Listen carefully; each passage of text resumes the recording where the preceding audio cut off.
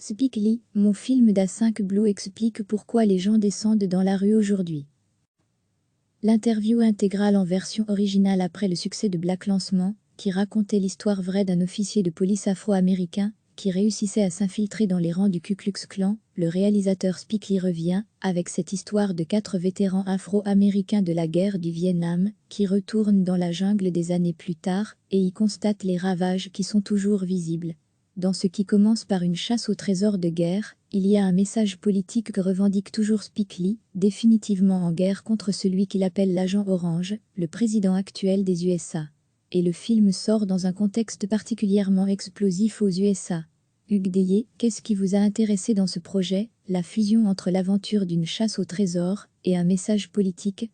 Spike Lee, c'est plus que cela, je suis parti de plusieurs genres, et j'ai trouvé intéressant de les mélanger dans un seul récit cohérent. À quel moment avez-vous travaillé sur le scénario, quand vous l'avez reçu, ou bien étiez-vous au début de son écriture? Je n'étais présent au début, 2 scénaristes Danny Bilson et Paul Demeaux ont écrit une première version, et puis avec mon co-scénariste, Kevin Wiimote, nous avons repris l'écriture.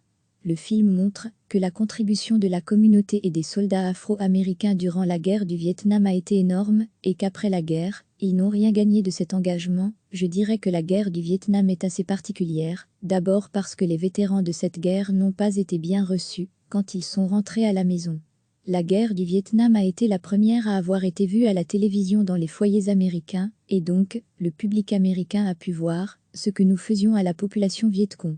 Le peuple américain a vécu d'autres guerres après celle du Vietnam, mais n'avez-vous pas le sentiment que la guerre du Vietnam reste un traumatisme et une cicatrice dans l'histoire des USA?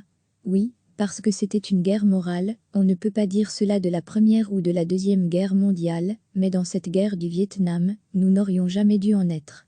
Et ni dans cette autre guerre, vous savez, celle qui avait pour motif les fameuses armes de destruction massive, on n'aurait jamais dû y être non plus.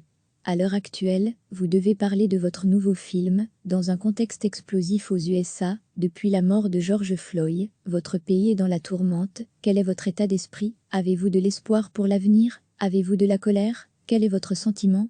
Je n'ai pas un seul sentiment, ni un seul point de vue, je ressens beaucoup d'émotions, de la colère mais pas seulement, il y a également de l'espoir, parce que je vois la jeune génération descendre dans la rue, dans des manifestations pacifiques, donc, c'est un point de vue mélangé.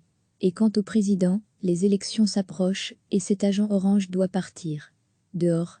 Nous voyons aujourd'hui que de nombreux républicains, comme Colin Powell, vont voter contre Trump cet automne, cela vous donne de l'espoir pour l'avenir? Je n'arrive pas à me retirer de la tête que les politiciens n'ont qu'une seule opinion, mais c'est quand même un bon signe que les républicains commencent à s'écarter de l'agent orange parce qu'ils ne veulent pas tomber du mauvais côté de l'histoire. Mais très souvent, les Américains pauvres ne sont pas très enclins à aller voter parce qu'ils pensent que c'est inutile. Vous pensez que ça peut changer maintenant?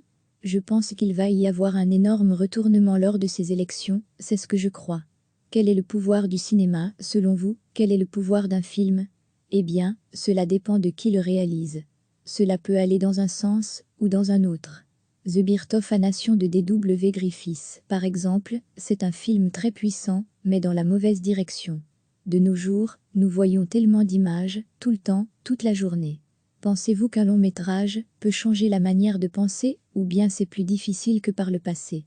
Le cinéma a toujours du pouvoir, je le crois toujours. Est-ce que le succès de Black Lancement, qu'on a vu au Festival de Cannes, a changé quelque chose pour vous? Est-ce qu'il vous a donné la possibilité de faire des films comme ce nouveau projet? J'avais déjà le deal pour ce nouveau projet, avant même la nuit des Oscars, le film avait remporté l'Oscar du meilleur scénario adapté, NDLR. Le fait d'avoir été nommé a peut-être fait quelque chose, mais j'allais déjà commencer à travailler, le lendemain après les Oscars, donc, le deal a eu lieu bien longtemps auparavant. Lire aussi, la critique de Black Lancement, vous avez choisi Netflix pour la sortie du film. C'est ce qui se passe à présent, mais est-ce que vous pensez que Netflix représente le futur pour les réalisateurs? Vous savez, j'ai une bonne expérience avec les gens de Netflix, avec lesquels j'ai discuté. Donc, je pense que c'est un bon endroit pour la créativité. Vous avez la décision finale sur un film, The Final Q, avec Netflix? Oui. Bien. Est-ce que ça a été difficile de construire les flashbacks dans ce film, et de trouver le bon rythme entre le présent et le passé? C'est quelque chose qui se passe au montage, on ne l'obtient pas tout de suite. Donc, on doit y travailler, travailler sur les temps, pour arriver au bon résultat. Vous avez choisi de montrer, au début et à la fin du film, des images de l'histoire américaine, et à la fin, des images de Martin Luther King. C'était le même procédé, dans Black Lancement, à la fin. Est-ce que c'est important, pour vous d'avoir ces images réelles dans une histoire de fiction? Je trouve que c'est très important parce que pour moi, ça montre que l'histoire se répète. Et même si l'histoire de Black Lancement se passe dans les années 70 secondes, le film parlait des problèmes que nous rencontrons aujourd'hui. Et c'est la même chose pour ce film d'A5 Blue, qui parle de la guerre du Vietnam aujourd'hui. Ce film explique pourquoi des gens aujourd'hui descendent dans la rue. Partout dans le monde.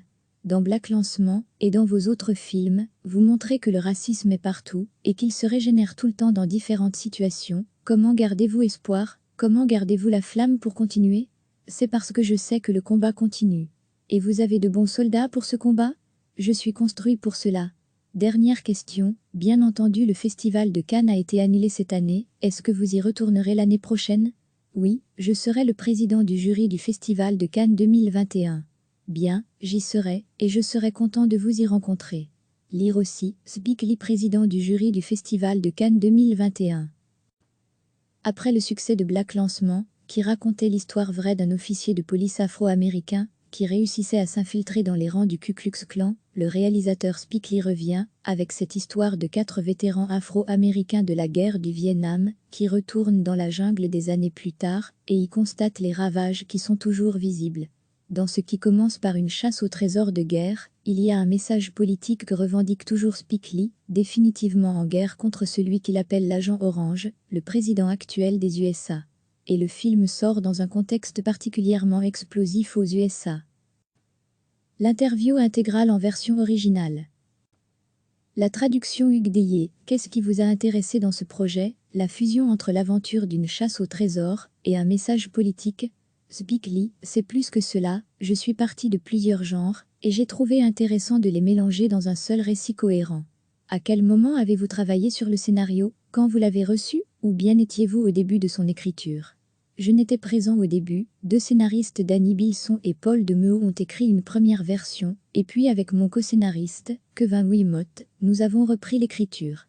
Le film montre que la contribution de la communauté et des soldats afro-américains durant la guerre du Vietnam a été énorme, et qu'après la guerre, ils n'ont rien gagné de cet engagement. Je dirais que la guerre du Vietnam est assez particulière, d'abord parce que les vétérans de cette guerre n'ont pas été bien reçus quand ils sont rentrés à la maison.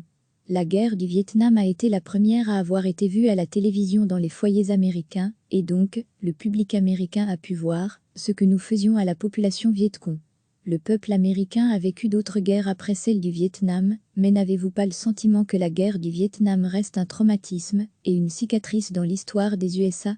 Oui, parce que c'était une guerre morale, on ne peut pas dire cela de la Première ou de la Deuxième Guerre mondiale, mais dans cette guerre du Vietnam, nous n'aurions jamais dû en être. Et ni dans cette autre guerre, vous savez, celle qui avait pour motif les fameuses armes de destruction massive, on n'aurait jamais dû y être non plus. À l'heure actuelle, vous devez parler de votre nouveau film, dans un contexte explosif aux USA, depuis la mort de George Floyd, votre pays est dans la tourmente, quel est votre état d'esprit? Avez-vous de l'espoir pour l'avenir? Avez-vous de la colère? Quel est votre sentiment?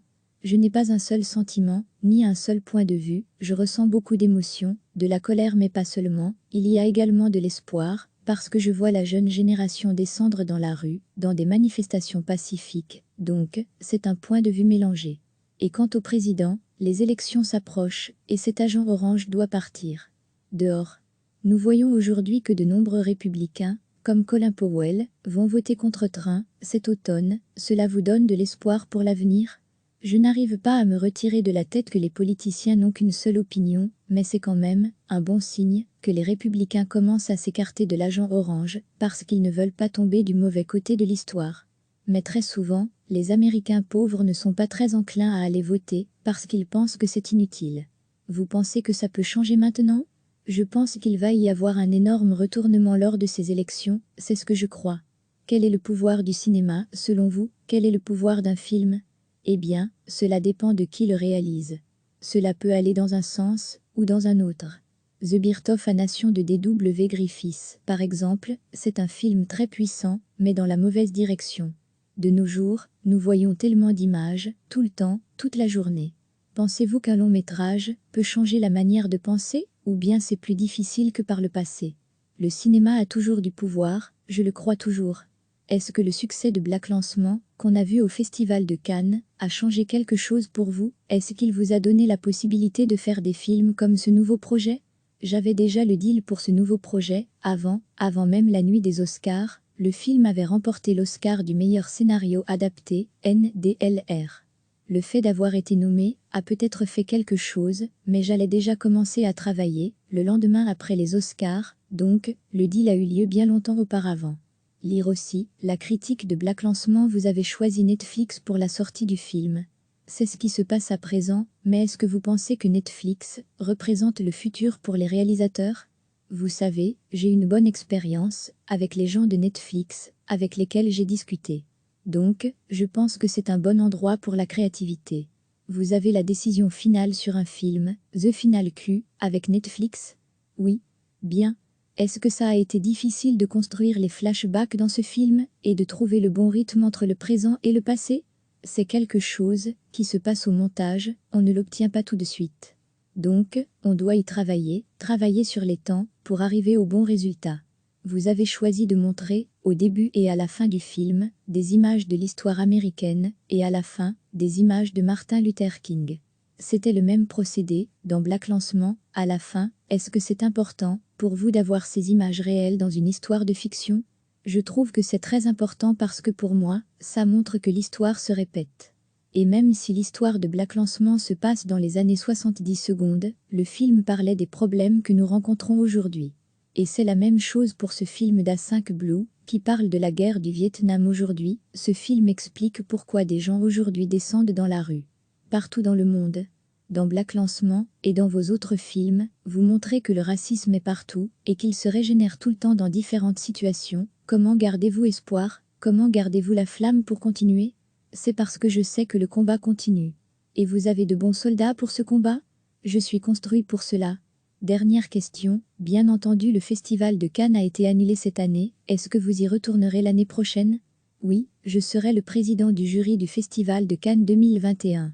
Bien, j'y serai, et je serai content de vous y rencontrer. Lire aussi, Spike Lee, président du jury du Festival de Cannes 2021. Cliquez sur s'abonner pour recevoir les dernières nouvelles.